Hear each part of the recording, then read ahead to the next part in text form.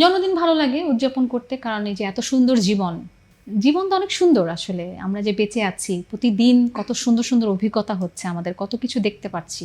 আমি আমার জীবনের কত সুন্দর সুন্দর মুহূর্ত দেখতে পাচ্ছি, সাফল্য দেখতে পাচ্ছি, এত এত মানুষের ভালোবাসা পাচ্ছি।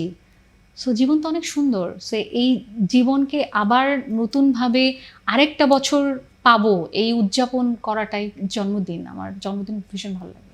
কখনো কি মৃত্যু চিন্তা করেন? হ্যাঁ, অবশ্যই করি, এভরিডে করি। কারণ মৃত্যুর থেকে তো আসলে আপনি, মানে এটা তো অনিবার্য।